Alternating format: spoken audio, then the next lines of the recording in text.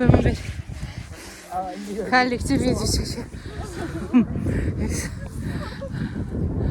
Aşağıdan düz mükemmelmiş. Bugün evimize yeniden çıkmışıq. Hızı dağlarına. Hızı dağları palçıq. Yani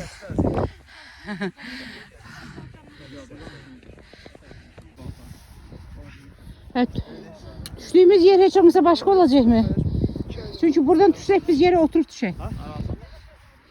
Soyuq olmasın məqsəd çox.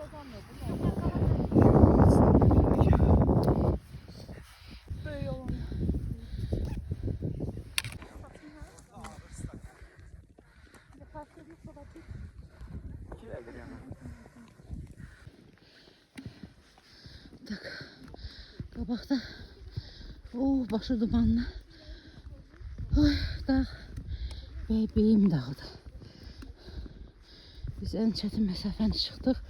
Sürüşə palçıq olula. Bax belə gəlirik. Devam edin. Gəlin yuxarıda fasilə deyildir.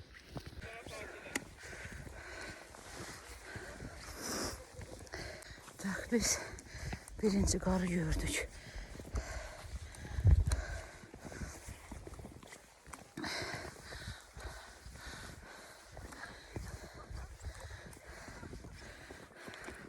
Biz buranı düşüb, bax belə qalxmalıyıq. Bax o üç bucağın arxasında hardasa zirvə var. Amma görsənmir. Yolcu görsənmir. Biraz belə. İndi düş-çıx məsələsi olacaq biraz. Düş-çıx məsələsi bizi yoracaq. Amma getməliyik. Biz buranı da fəth eləməliyik.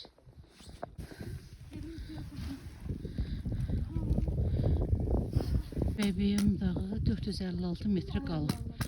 Hələ gedib çıxasıyıq. Tak, Beybeyim dağındayıq.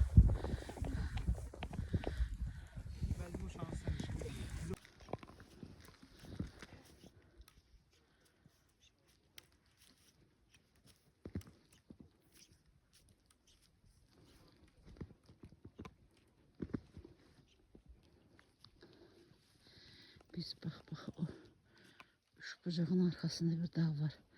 Oraya gidəcəyik, zirvə oradadır. Hələ ki bax belə gedirik.